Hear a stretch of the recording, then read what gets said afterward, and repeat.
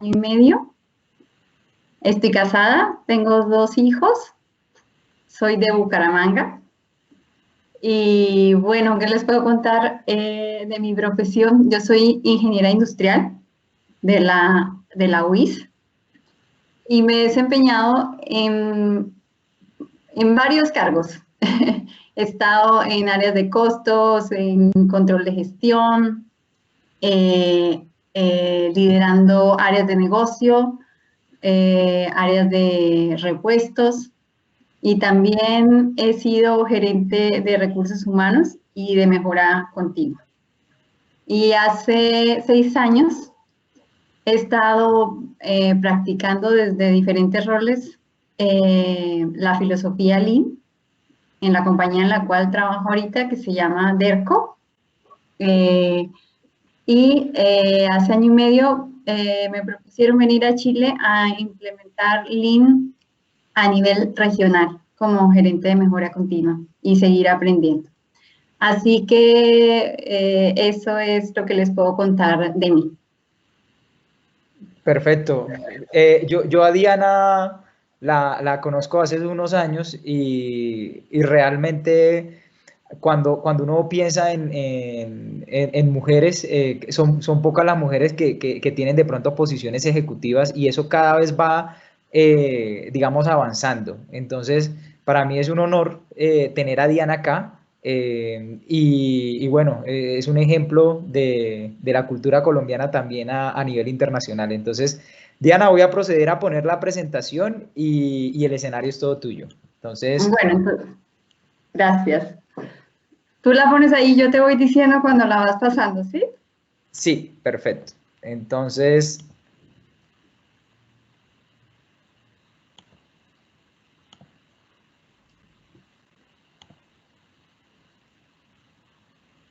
listo.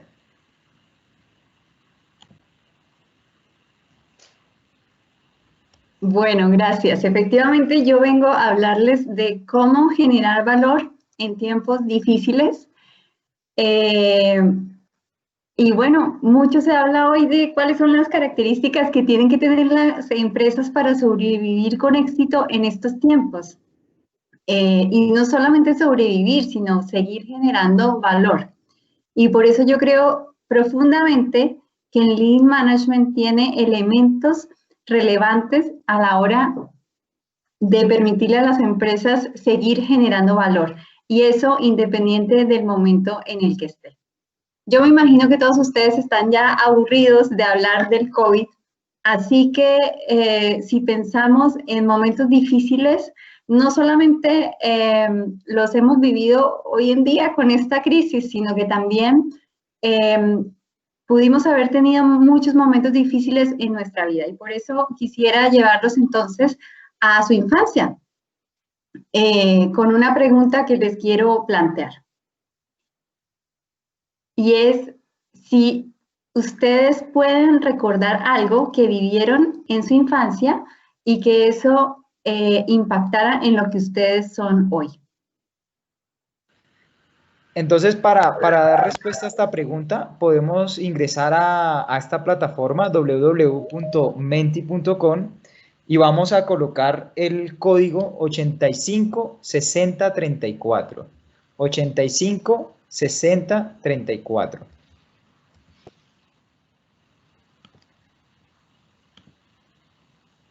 Y ahí les va a aparecer esa pregunta.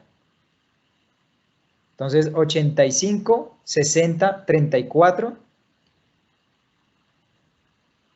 en www.menti.com. Desde el teléfono podemos ingresar, solamente ponen Menti y colocamos el código 856034. Ya tenemos aquí una respuesta. Voy a ir empezando a compartir las respuestas que estamos viendo. Entonces,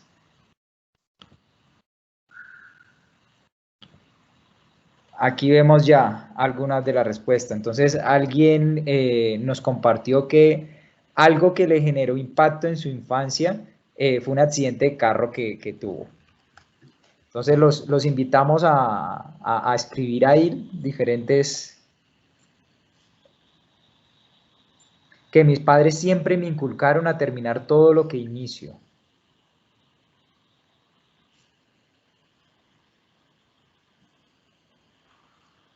Un accidente que tuvo mi papá también lo dejó en silla de ruedas, yo tenía 9 años. Dificultad económica por la que pasamos junto a mi familia.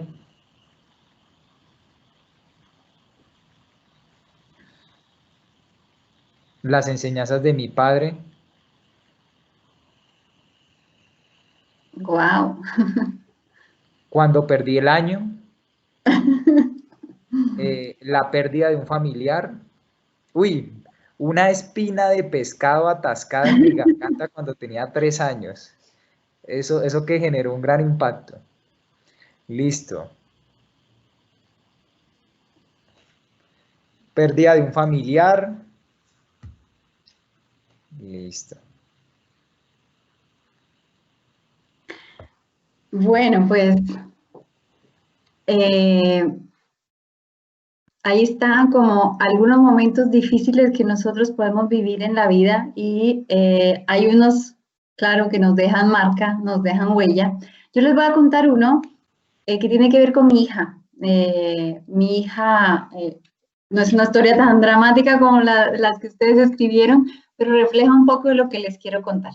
Cuando mi hija estaba en el tránsito entre el jardín infantil y el colegio, tenía entre 4 o 5 años y iba a vivir un momento difícil para ella, que era pasar del jardín infantil al colegio. Nosotros con mi esposo nos pusimos a pensar qué tipo de colegio queríamos para ella y dijimos, bueno, queremos un colegio que le permita a ella de grande que se coma el mundo. Queremos que ella cuando grande viaje, conozca, sea independiente, hable diferentes idiomas. No sé cuántos de ustedes acá pueden ser papás, pero esos son como los sueños que uno tiene cuando es papá y además cuando es papá primerizo. Y entonces escogimos un colegio que tuviera, digamos, características que permitieran eso, pero muy desde el desconocimiento, muy desde el ser primerizos.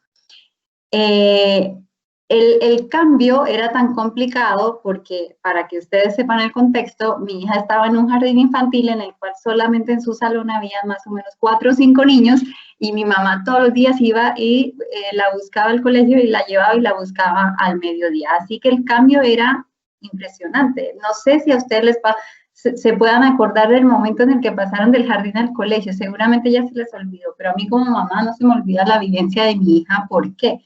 Porque el colegio nos dijo que simplemente teníamos que dejarla en la ruta, en el bus, y que ellos se encargaban de todo. Nosotros no teníamos ni idea de lo que iba a pasar nuestra hija en ese primer día y en esa primera semana de adaptación en el colegio. Simplemente dejamos fluir las cosas y María José se fue en su ruta y los primeros días llegaba con mucha angustia y nosotros no sabíamos qué era lo que pasaba y le preguntamos. Y ahí cuando le preguntamos, ella cayó en llanto y nos explicó que se sentía muy perdida, que no era capaz de llegar a su salón ni tampoco era capaz de llegar a su ruta. La ruta de María José era la ruta 52, para que se imaginen qué grande puede ser ese colegio frente a una chiquita niña que se enfrentaba a ese mundo gigante, así como al mundo que queríamos para ella cuando sea grande. Así que nosotros, cuando nos contó esto de que no tenía quien la acompañara a su salón ni la regresara al bus, nos pegamos una angustiada horrible y un sentido de culpa fatal, porque dijimos, esto, hay una equivocación, ¿cómo no chequeamos? Algo está mal, no saben que la niña es nueva y algo está pasando y estamos haciendo sufrir a nuestra niña este trance y llamamos al colegio inmediatamente y preguntamos qué era lo que pasaba con María José, que se habían equivocado, que ella era una niña nueva, que necesitaba que la llevaran a su salón. Y la respuesta del colegio fue, no, esto es algo que su hija tiene que vivir. Y nosotros empezamos a vivir el resto de esa semana angustiados, esperando que llegara la niña llorando todos los días y de pronto el viernes llega con una alegría inmensa y una sonrisa gigante y nos dice, lo logré. Logré llegar a mi salón y logré llegar a la ruta 52 sola. Y esta niña, de verdad que nunca olvidaré su rostro de felicidad. Bueno, pues, ¿qué pasaba con ella? pasaba lo mismo que pasa con Lynn, exactamente igual. Ella estuvo en un proceso de entender dónde estaba, de experimentar, y ese experimento y ese el estar ahí y vivirlo le trajo un aprendizaje.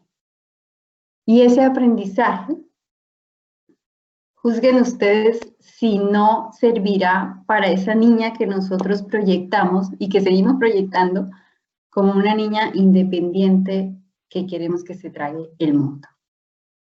Entonces, situaciones difíciles hay un montón, pero evidentemente cualquiera que ustedes recuerden de su infancia generó en ustedes algún aprendizaje, o al menos a mí eso me sucede.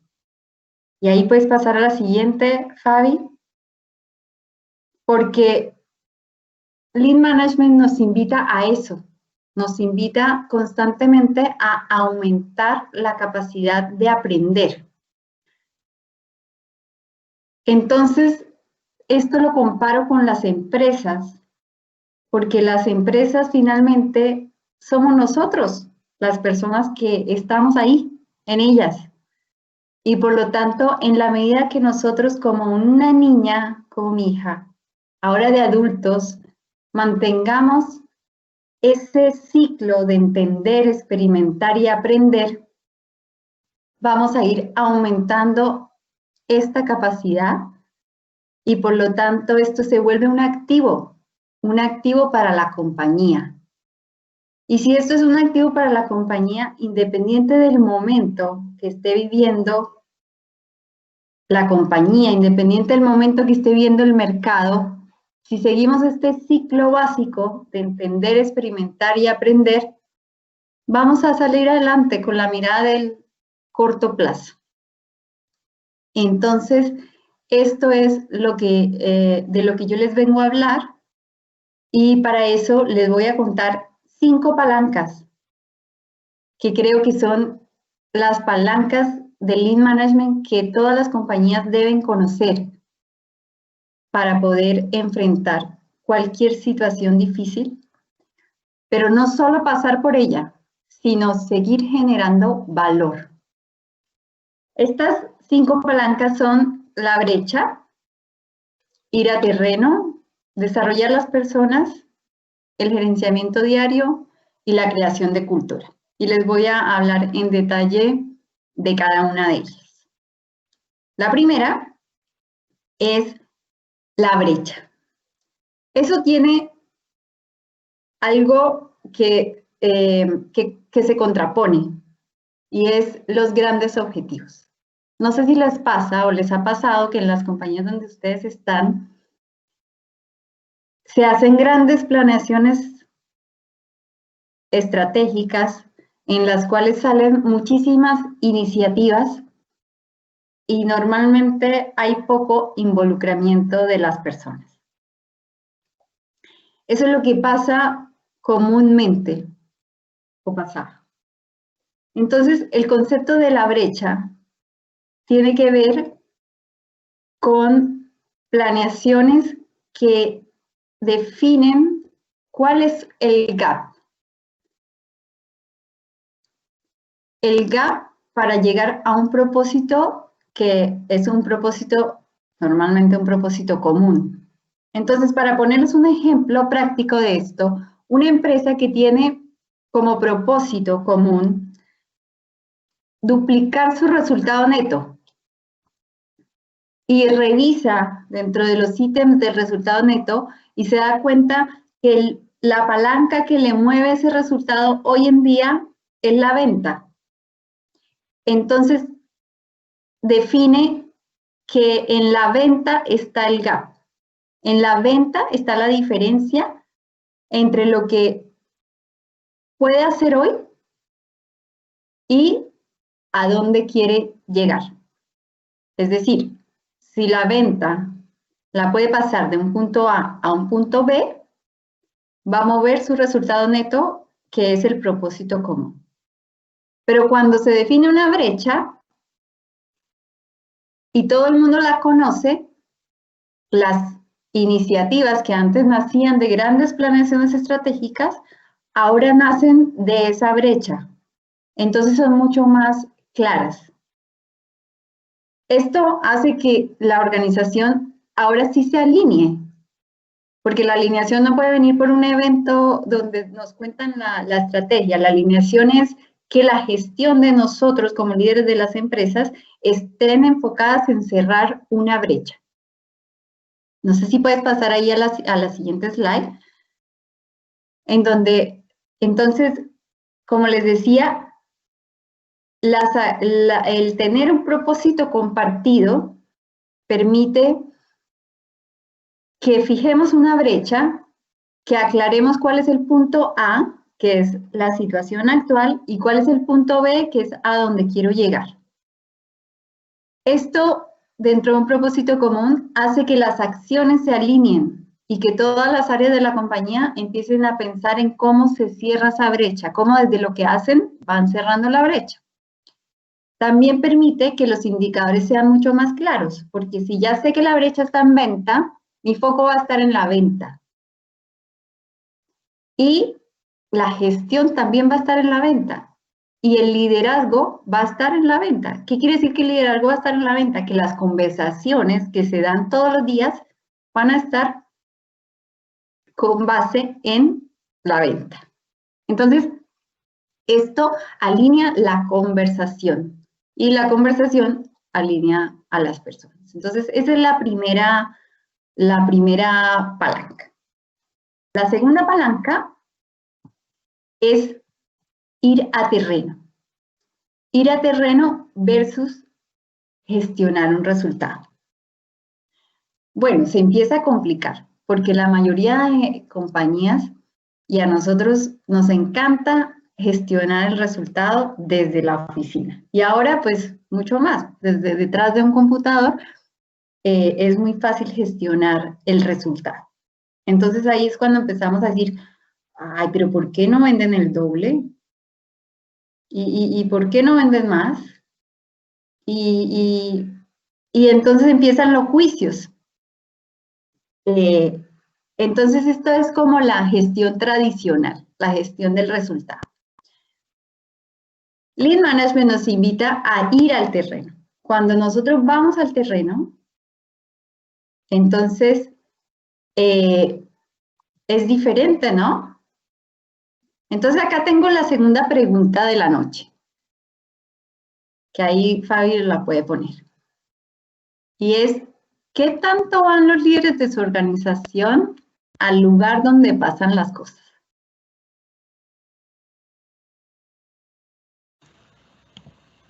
Aquí volvemos a utilizar Mentimeter y el mismo código les debe permitir.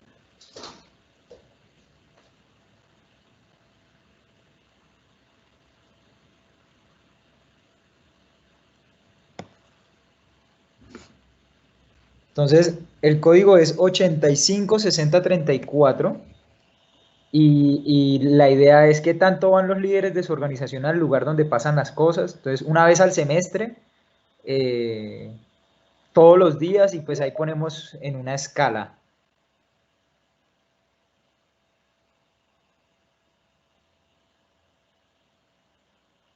Del 1 al 10. Bueno, ahí lo que alcanzamos a observar es que como que no van todos los días, como que la orientación va más hacia una vez hacia el semestre, de pronto una vez al mes. Bien.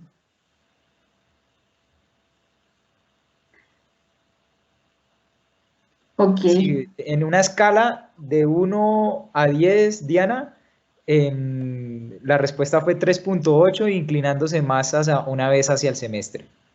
Bien. Oh, nos rajamos entonces. Bueno, entonces, ¿qué es ir al lugar donde pasan las cosas?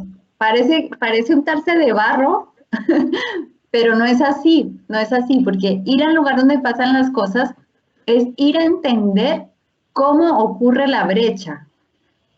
¿Cómo ocurre la brecha? Entonces, ¿qué quiero decir con eso? En el caso del ejemplo anterior, yo les hablaba de que el gap estaba en la venta.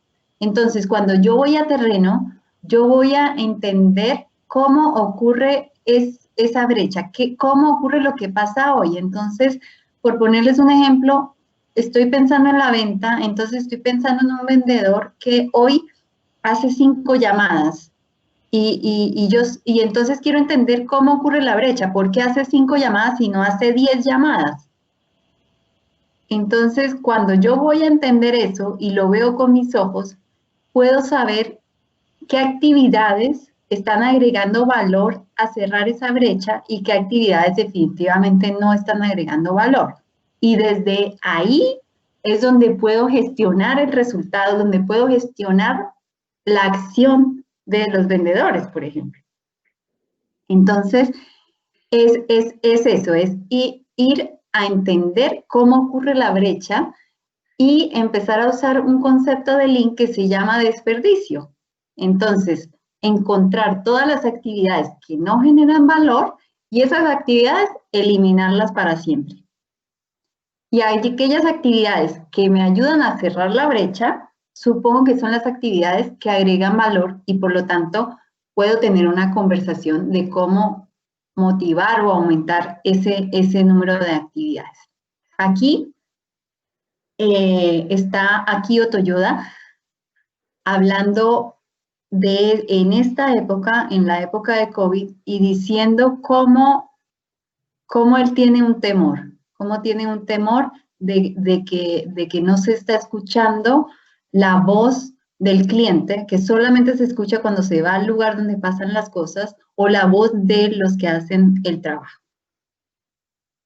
Esto como representación de lo importante que es para Toyota, que es, pues, digamos que el padre de Lean, esto dentro de su cultura y cómo marca la diferencia. Entonces, esa es la segunda palanca. La tercera palanca tiene que ver con desarrollar personas. Desarrollar personas versus buscar superhéroes.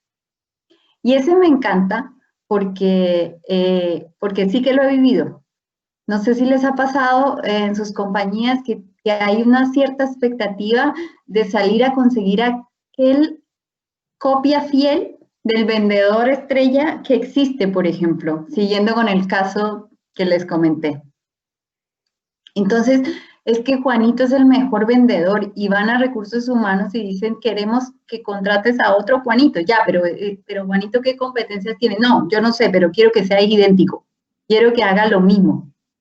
Entonces, aquí la invitación es a pensar un poquito diferente y es cómo hacer que la capacidad de la organización aumente mediante el desarrollo de las personas y que cada vez más personas puedan hacer lo que se hace en el trabajo de una manera más uniforme. Entonces, si yo a ustedes, mi público de hoy, les digo, hagan una casa con un lápiz y escriban y hagan una X en medio de la casa y háganlo sin despegar la mano, o les doy un cubo Rubik y les digo, hágalo. Algunos de ustedes lo van a hacer muy rápido y otros se van a demorar más. Seguramente todos lo van a hacer, pero unos lo van a hacer rapidísimo y otros se van a demorar más. Pero si yo después de este ejercicio les digo que miremos un video de YouTube de cómo se hace y les pido después de eso que lo hagan, seguramente que todos lo van a hacer en una manera más similar, en tiempos similares y en calidades similares. Entonces, lo mismo pasa con las compañías. Si nosotros le enseñamos y le damos la capacidad a las personas, no la ponemos en uno solo, sino en todos, se aumenta la capacidad de la organización, se aumenta la capacidad de aprender, se aumenta la capacidad de hacer cosas sin pensar tanto en especialistas, sino que todos sean capaces de hacer lo mismo y esto se logra con un concepto que se llama trabajo estándar, por ejemplo. Podría ser algo que sirva. Entonces, esto tiene una ganancia, obviamente, en el resultado de la compañía, pero la ganancia más importante es la ganancia que tiene que ver con las personas, con su motivación. Porque las personas, al estar motivadas, está demostrado, obviamente, que sus resultados son mejores. Y si la gente está contenta y está feliz en su trabajo, pues la gente se va a quedar y no se va a ir. Y a la vez van a empezar a ver su organización como una organización atractiva, donde se puede seguir aprendiendo. Y además, si esa organización ya tiene esa capacidad de aprender, entonces esto va siendo sostenible en el tiempo. Entonces, por eso esta palanca me encanta. La cuarta tiene que ver con el gerenciamiento diario versus la gestión de los periodos contables. No sé en cuántas de sus compañías pase esto, pero es como una reunión mensual, medio póstuma, donde vimos qué pasó o qué no pasó en el periodo anterior. Entonces, Lean nos enseña a mirar mejor cada día, qué pasa cada día. Entonces, nuevamente, en el ejemplo de la brecha, tengo que ver cómo ocurre esa brecha cada día. Y si logro ver eso, entonces voy a poder mover la palanca más rápido. Y a mí me pasó en un comité directivo, cuando estábamos aprendiendo Lean, que lo hicimos con el Lean Institute, que nos dejaron en una sala a todos los gerentes y nos dijeron, bueno, acá los dejamos, tienen 4 horas, y de aquí a 4 horas tienen que definir lo que van a ver todos los días con el gerente general. Y ustedes no se imaginan esa discusión, todos diciendo, no, eso no se puede, eso es imposible. Esto no se puede. Ustedes saben que las ventas ocurren en los últimos 5 días. ¿Yo que voy a mirar el día 4? No, y el gerente general, ¿con qué tiempo se va a poner a ver indicadores todos los días? Ese no es su papel. Entonces, no es fácil. Esto no es fácil. Pero lo que resultó de ese ejercicio es que hubo cosas que no pudimos ver todos los días, efectivamente, pero hubo cosas que sí. Hubo cosas que sí empezamos a ver, otras que se empezaron a ver semanalmente, pero la mirada fue fue una mirada mucho más corta en el tiempo, que permitía ajustar el timón, que nos permitía ser más flexibles. Esa es la verdadera flexibilidad. El poder hacer todos los días este ciclo de entender, experimentar y aprender. Y además, empezamos a practicar un liderazgo bien diferente, porque no es el liderazgo de oficina, es el liderazgo de tener una conversación movilizadora. Entonces, esos son los aspectos claves del gerenciamiento diario. Y por último, está el dilema, el gran dilema de las compañías que yo creo que pasa, y es, bueno, ¿qué hacemos primero? ¿Diseñamos la cultura? Y decimos, queremos una cultura así y asá, y salimos y empezamos a pegar cartelitos de cómo es la cultura, o creamos esa cultura, o tenemos la vivencia de esa cultura. Y es como lo que les contaba de mi hija. Finalmente, nunca lo pensamos, pero la cultura de ese colegio era absolutamente coherente con el actuar. Estaban esperando que la niña entendiera, experimentara y aprendiera y se llevara el triunfo por encima. Y eso es cultura, es la coherencia entre el ser y el parecer, entre el pensar y el hacer. Entonces, en la medida que un gerente general o un gerente de primera línea empiece a decirle a sus compañeros que vayan a ver algo a terreno, o empiecen a preguntar cuál es el gap, o empiecen a ir al lugar donde pasan las cosas, a ver una reunión diaria, en ese vivir es donde se va creando una nueva cultura para la compañía. Y aquí venía la última pregunta que les quería hacer, y es si ustedes pueden identificar con una palabra o frase alguna creencia o emoción que exista en sus empresas, porque finalmente la cultura tiene que ver con eso, con lo que creemos que somos capaces y lo que creemos que no somos capaces de hacer como empresa. Aquellas frases que usamos de nosotros mismos, que nos empiezan a identificar. Listo, entonces aquí volvemos otra vez a Menti. Simplemente colocamos el mismo código o ya les debe aparecer la pregunta. Entonces, alguna palabra o frase que identifique una creencia o emoción que exista en nuestras empresas.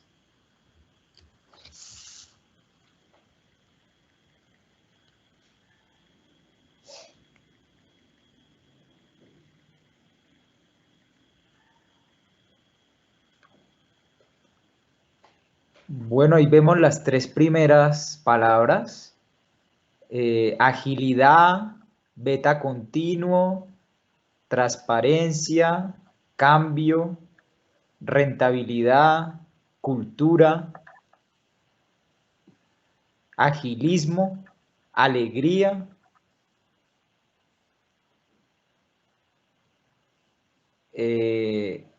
Agilismo vuelve a aparecer. Bueno, aquí hay algunas que de pronto son procesos lentos, hacer mucho con poco.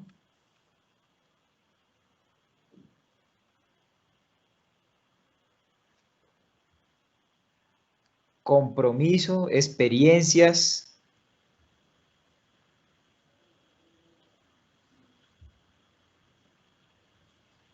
Cultura, cero pérdidas.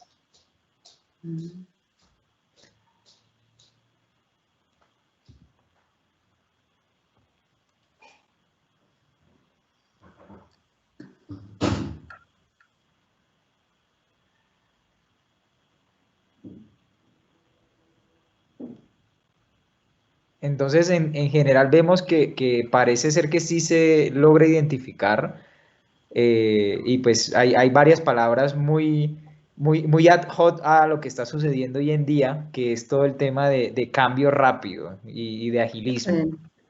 Sí, experiencias, transparencia, agilidad, agilismo, alegría, compromiso. Todo eso tiene que ver con, sí, con agilidad, y los principios de la agilidad están también en la simpleza y en el agregar valor. Entonces, al final de todo esto, yo creo que sobrevivir con éxito y generar valor significa mantener la mirada en el largo plazo, pero mediante una estrategia de mejora permanente, aumentando la capacidad de la organización con una gestión que esté centrada en el hoy y el ahora y en las vivencias de la vida misma para poder impactar a los seres humanos que están en las empresas, a los clientes con el valor que les damos y a la organización.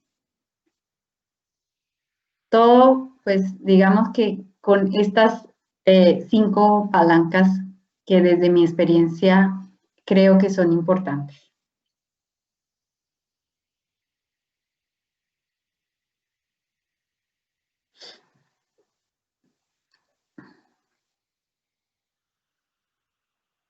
Pues ahí están, la brecha versus los grandes objetivos, ir al terreno versus gestión de resultados, desarrollo de personas versus buscar superhéroes, gestión diaria versus gestión de periodos contables y crear cultura versus diseñar la cultura.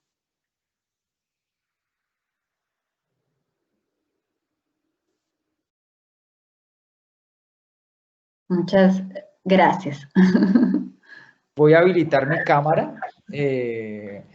Entonces, quiero volver y me encanta lo que Diana nos estaba compartiendo ahorita. Permítanme un momento. Acerca de cómo nosotros empezamos a vivir esa transformación Lean. Entonces, ya aquí otra vez se ve mi cámara. Entonces, Diana, a mí me encanta, digamos, tener este tipo de conversaciones con personas como tú y bueno, con muchas más personas, porque uno se lleva en 30 minutos contenido poderoso. Entonces, tú mencionabas que habían cinco elementos claves y solamente quiero recapitular esos 5 elementos claves donde mencionabas la importancia de entender un gap, de entender cuál es la brecha que tenemos, pero no quedarnos ahí, sino también ir como nosotros, como ejecutivos de una organización, como líderes, como gerentes, al terreno y no quedarnos gestionando desde un computador, ¿sí? También después nos hablaste de que, listo, vamos al Gemba, entendemos la brecha, pero también cómo eso se ve en una gestión diaria. Y ahí yo comparto una anécdota que muchas veces los gerentes a uno le dicen gerenciamiento diario, ¿con qué frecuencia es? Entonces, pues uno responde, pues dice gerenciamiento diario, debería ser diario, ¿no? Entonces, la importancia de eso y darnos cuenta de que no es solo a nivel, digamos, operativo o táctico, sino que también a un nivel ejecutivo, de un director, debemos hablar de esa gestión diaria.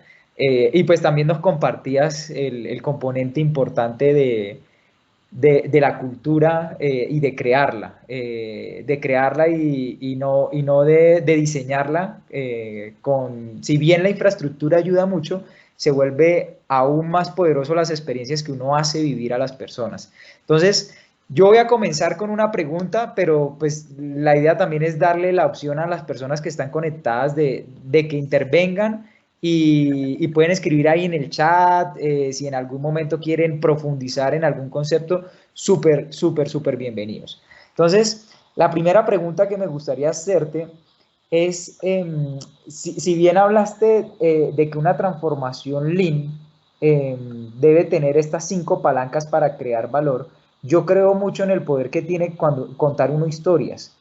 ¿Cómo tú consideras que de pronto una metáfora le permite a una organización ser un vehículo para catalizar esa transformación Lean? Y si has utilizado metáforas en las transformaciones que has hecho. Bueno, pues las metáforas son como frases que asemejan a algo, ¿no? Como historias que se cuentan que asemejan a algo. Entonces, yo he visto varias metáforas en este tiempo. Por ejemplo, la mirada del problema. Se me ocurre ahora que preguntas. La mirada del problema. Entonces, hay lugares donde es muy difícil. Entonces uno llega y encuentra en el tablero que dice oportunidades de mejora. Entonces me dice, pero hablemos de problemas. Entonces yo creo que ahí se pueden usar metáforas para poder ayudar a que podamos decirlo claramente cuando hay un problema. Un problema es un gap, una diferencia entre un punto A y un punto B. O otra metáfora que ayuda mucho en el liderazgo, por ejemplo, imaginarse en DERCOS, se imagina mucho el Rambo. El Rambo es aquel que pelea y lucha, pero lo hace tan solo que mata a cualquiera que se le pase por delante. Entonces, esas historias, o la misma foto que les mostré del hombre embarrado. Pensamos que ir a terreno es embarrarnos, es ensuciarnos o es remangarnos. Entonces, desde ahí, desde esas metáforas, nacen también las actuaciones de nosotros. Entonces, creo que sí son útiles. Ok, bueno. Otra pregunta que tengo aquí, porque hay que aprovechar estos momentos, es cómo hoy en día, si bien se habla de que las transformaciones van enfocadas a tener una cultura, van enfocadas a desarrollar todo un tema digital, van desarrollados a desarrollar todo un tema de sistema de gestión, pero hay un componente que yo no veo en la mayoría de organizaciones y son las emociones. Pareciera que ese concepto de manejar las emociones dentro de una transformación todavía no ha sido tan abordado a profundidad por las organizaciones. ¿Qué has visto tú en tu experiencia y qué opinión tienes acerca de ver la emoción como un eje para una transformación también? Los gurús de Lean, Chu, Goman, hablan de que debe haber un plan para cada persona. Y yo creo personalmente que esto se debe a que estamos hechos de cada uno de su propia historia. Y las emociones vienen de la historia que tenemos. Entonces, yo creo que este es un elemento indispensable a la hora de implementar prácticas de liderazgo. Por ejemplo, el gerenciamiento diario o ir a terreno, no a todo el mundo le causa la misma emoción. Y nosotros hemos experimentado en la compañía entendiendo ciertos tipos de emociones que denotan en ciertos tipos de liderazgo, no para tratar de modificar esos liderazgos, sino para tratar de apalancar o de proponerle a ese líder cosas que le hagan sentido. Entonces, es muy valioso aquello de las emociones porque no es una receta, no es una receta, no les suena lo mismo a cada uno, no le hace el mismo sentido. Aquí hemos descubierto que hay personas que les encanta ir a terreno porque necesitan tener la información, eso les da seguridad, tener el dato y el hecho les da seguridad y desde ahí viene esa emoción, pero hay otros líderes que por el contrario también, sin decir cuál es bueno o malo, le dan mucho mayor sentido al escuchar a otros. Entonces, a él no le interesan tanto el dato, sino que sus emociones se provocan más de entender lo que le pasa al otro. Y mira que es un liderazgo bien diferente y nosotros hemos descubierto que al que le gusta, por ejemplo, hablar con las personas y desde ahí parten sus acciones o sus emociones, tenemos que llegarle de una manera diferente al que le gusta el dato. Y buscamos el mismo resultado, pero el hecho de trabajar con sus emociones permite activar alguna palanca en él que le haga sentido, porque lo que necesitamos nosotros es que a los líderes les haga sentido para que pasen ese tránsito, para que lo vivan, para que experimenten. No basta con entender, necesitamos experimentar. Es como, no basta saber la teoría, falta vivirla. Entonces, esa palanca, esa emoción ayuda, o sea, entender esa emoción ayuda a saber por dónde irse al líder para que tenga esa vivencia. Perfecto, perfecto. Hay una pregunta que se me vino ahorita a la cabeza y es si tú tuvieras la oportunidad, ya tú tienes bastantes años de experiencia, estás ahorita en una posición corporativa, pero pues no todos empezamos en una posición corporativa. Uno empieza, digamos, en posiciones operativas, tácticas, y uno va subiendo poco a poco.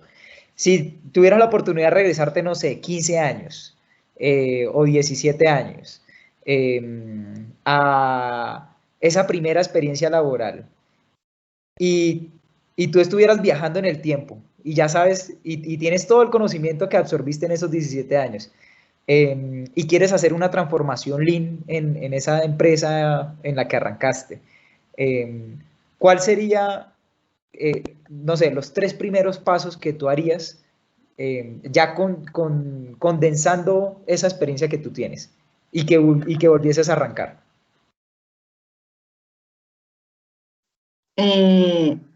Yo me he ido para atrás muchas veces pensando eso. Mi primer día de trabajo de mi vida me tocaba ir a una inducción, ¿cierto? Pero tan pronto llegué me dijeron, no puedo ir a la inducción, tiene que ir a un Kaizen en una fábrica de transformadores. Y no fui a la inducción, fui al Kaizen. Así que por ahí empecé bien.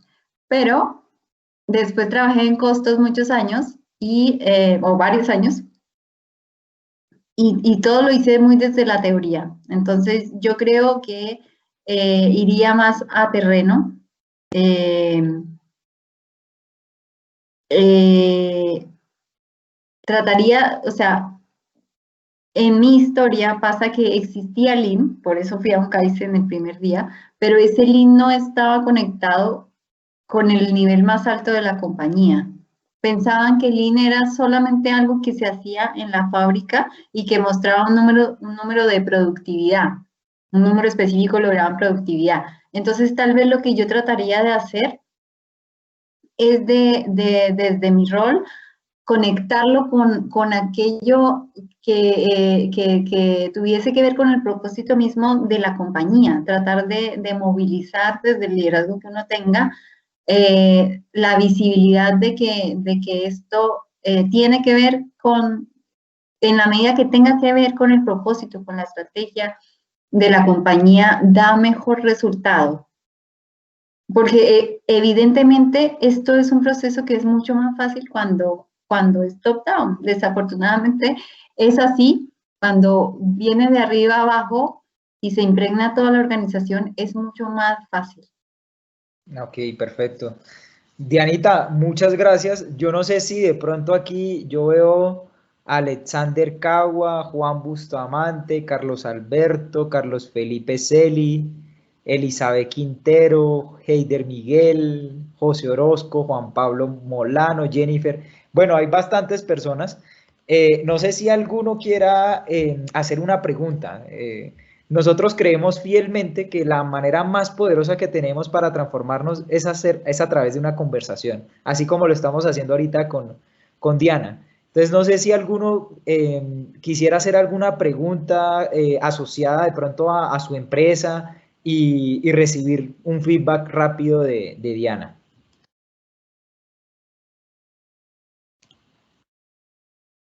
Vamos a ver si alguien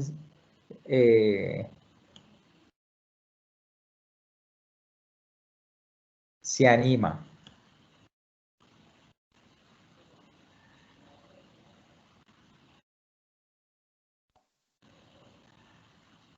O pueden escribir también en el chat, o si están ahí.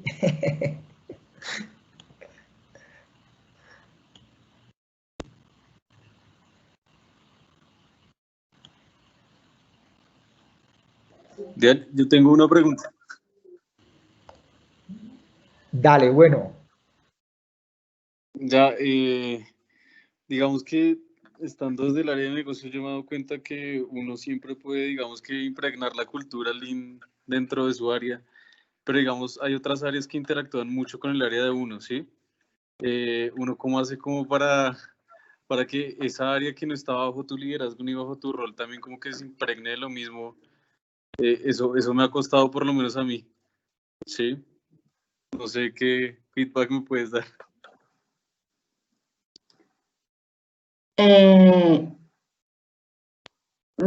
Yo creo que invitándolos a ver lo que hacen.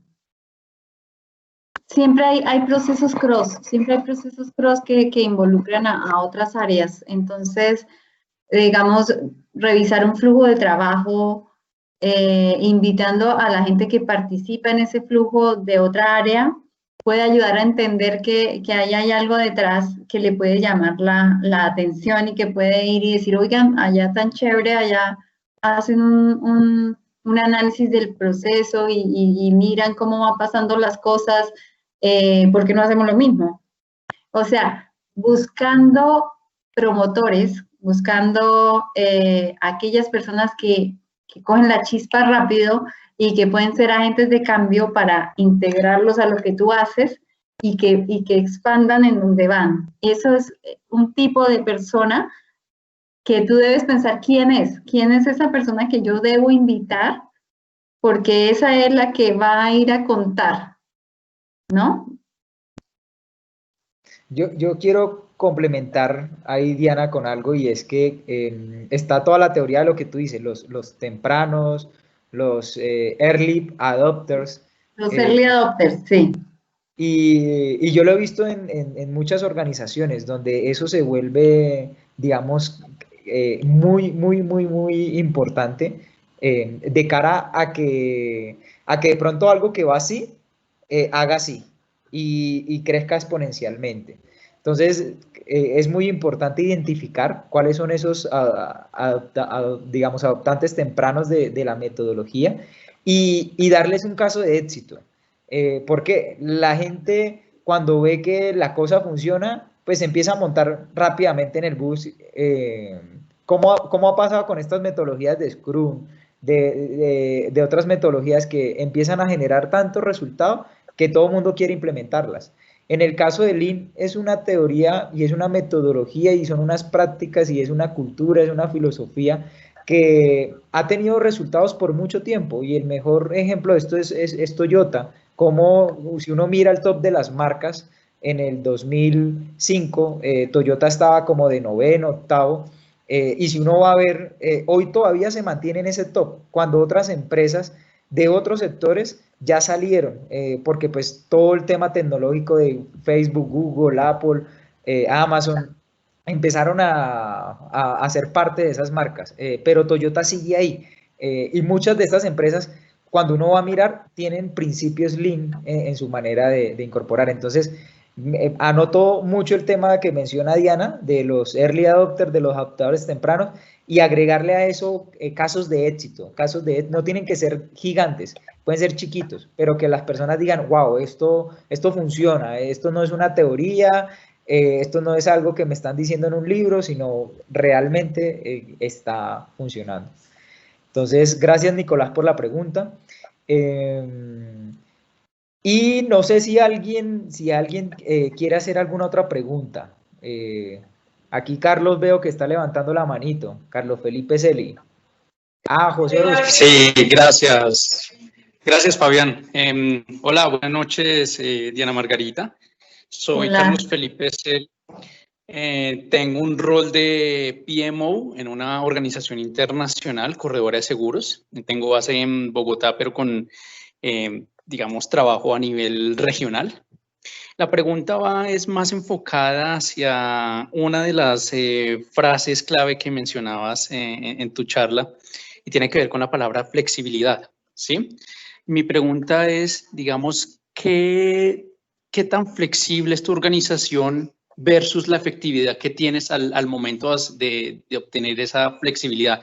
Me refiero, cuando hablo de flexibilidad, me refiero a que hay una parte empírica que tú, digamos, desarrollas al nivel de gestión de proyectos, pero bajo tu propia experiencia y no bajo un marco, ¿sí? Digamos, ¿qué tanto implica eso en la efectividad de las actividades que tú realizas? Pues mira, yo te voy a poner un ejemplo. No es fácil, pero quiero poner un ejemplo real.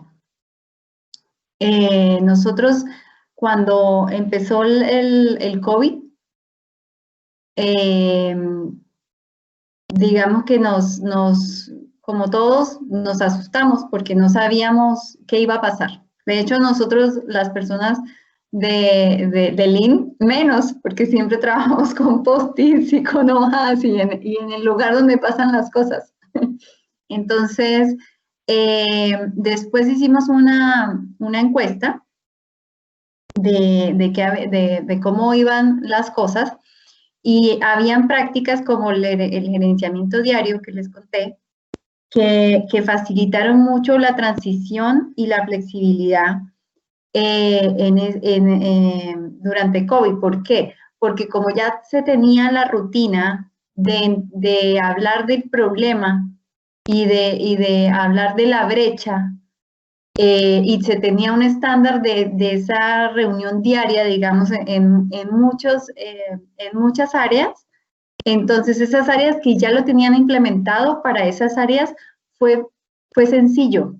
La gerente de recursos humanos de Chile hizo un webinar donde ella contó que para ella fue muy sencillo vivir los primeros días de COVID porque sabía qué conversación tenía que tener con su gente y sabía que iban a hablar de cuál era el gap y cómo cerrarlo y qué hacer ese día y con base en lo que estaba pasando efectivamente en ese día y con el problema que vivían en ese día.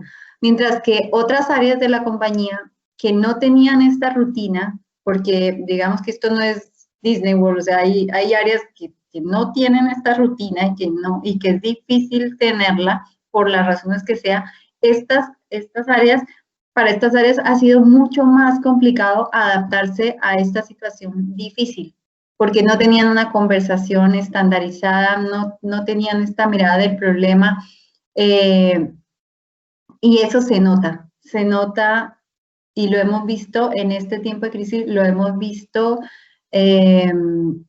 como una diferencia. No es que todos sean flexibles, no es que toda la compañía hoy sea flexible, pero lo que sí te puedo decir es que las áreas que ya tenían rutinas claras son mucho más flexibles y eso se ve en el resultado durante el COVID. Gracias, Diana. Gracias, Diana. Yo quiero agregar algo a lo que tú mencionas, Diana, que me parece muy potente y es, hace poco no, ya hace unos años, hay un libro que se llama Superflexibilidad, la nueva competencia de las organizaciones. Y hablan mucho de cómo uno como organización debe tener capacidad de desaprender y aprender rápidamente. Y tú lo mencionabas ahorita. De pronto estábamos acostumbrados a utilizar POSIT. Yo, por ejemplo, soy amante de los POSIT. El que me conoce sabe que ando con un pliego de papel y con POSIT en mi maleta. Y cuando pasa todo esto, empieza uno a preguntarse, bueno, ¿cómo hago lo mismo? Porque es una rutina, lo que ya tenía instalado en la manera de pensar. Y uno lo que cambia es el instrumento o la herramienta, en este caso, todo el tema de ambiente virtual. Entonces, me parece muy poderoso que cuando hablamos de flexibilidad, si bien tenemos unos hábitos y unas rutinas que nos ayuda a instalar el pensamiento Lean, también debemos desarrollar esa competencia de adaptarnos rápidamente a los entornos. Y eso lo considero que hace parte de esas características de una organización súper flexible. Entonces, vamos a cerrar con una pregunta que Carlos Alberto está haciendo. Carlos Alberto menciona, Diana, primero agradecerte por tu tiempo y tu presentación muy clara y oportuna. Quisiera preguntarte si has tenido la posibilidad de reformular una estrategia Lean y si sí, ¿cuándo se debe avanzar hacia una segunda fase donde los indicadores inicialmente planteados se deben actualizar y cómo se comunica esta segunda fase?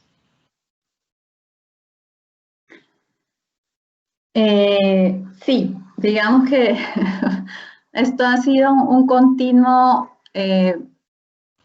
aprendizaje, o sea, un continuo PDCA, ciclo científico, o como les decía, un entender, experimentar y aprender continuo.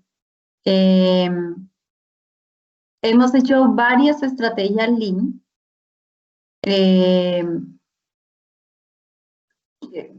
Yo lo entiendo como me lo preguntas, como que hemos implementado varios modelos de implementación de Lean, y de hecho hay muchos, digamos, hay infinidad de formas de implementar Lean. Lo importante es ir adaptando ese modelo o esa estrategia a la compañía y al momento en el que está la compañía. Eso es lo importante, y ir cambiando en ese sentido, porque no todas las compañías están preparadas para vivir un cambio. Nosotros llevamos varios años trabajando en esto, y lo que yo les decía, no todas las áreas están en el mismo nivel, ni lo van a estar, porque son ciclos. Entonces, sí, he experimentado varios. ¿Y me puedes repetir la última parte de la pregunta, Fabi? Dice que sí, cuando se debe avanzar hacia una segunda fase donde los indicadores, digamos, inicialmente planteados deben actualizarse, ¿cómo comunicar esa segunda fase? Ah, ya, ok. Nosotros como implementamos Lean, es independiente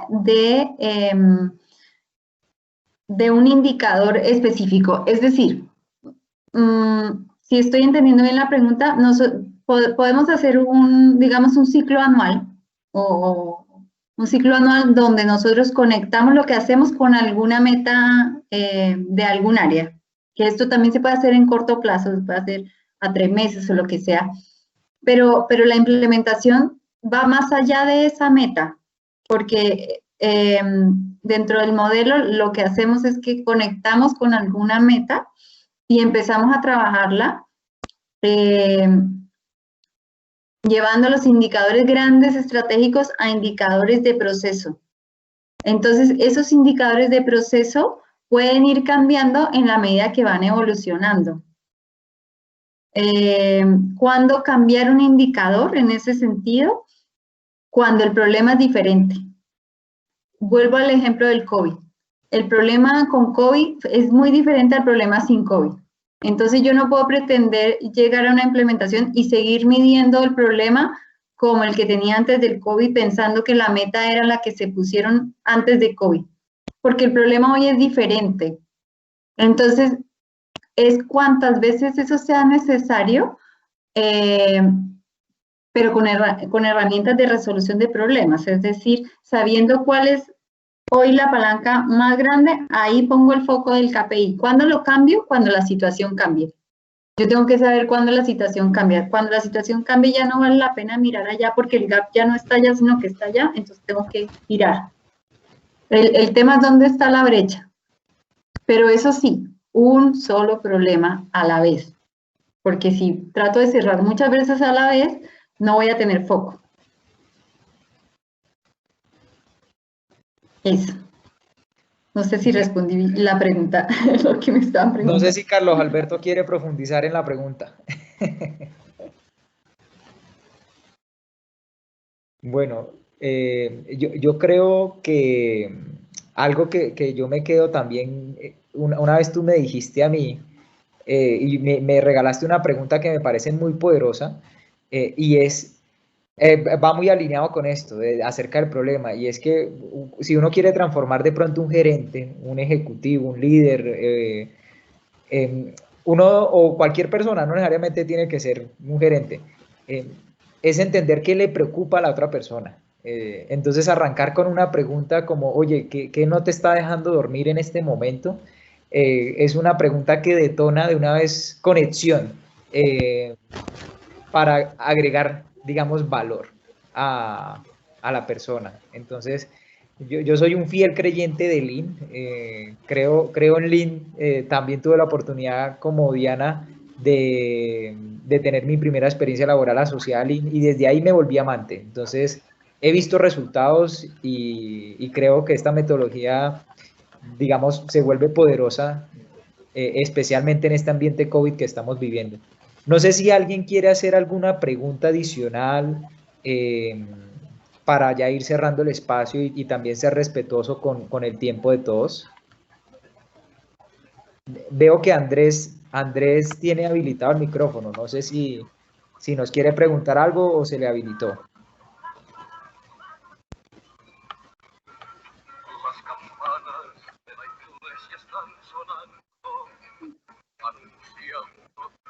Ahí suena una canción. Sí, ahí sí suena una canción. Entonces, bueno, nada, yo quiero agradecer nuevamente a Diana, a todas las personas que estuvieron conectadas en este momento y realmente creo que el Lean se vuelve una manera de transformar organizaciones muy rápida.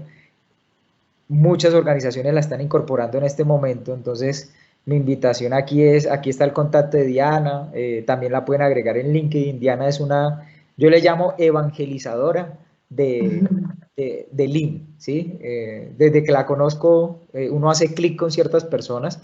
Entonces, Diana, de verdad, muchas gracias por este espacio.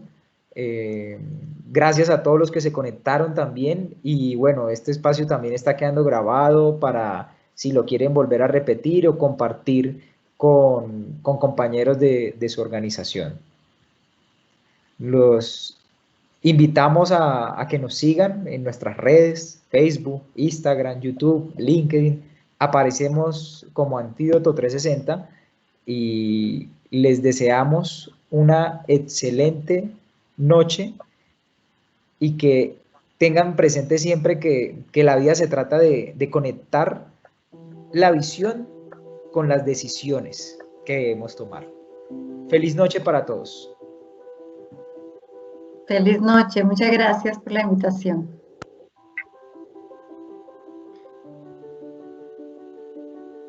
Muchas gracias por la invitación, profe y Diana, muchas gracias. Que estén bien. Gracias. Muchas gracias a todos, feliz noche. Feliz noche. Muchas gracias, feliz noche.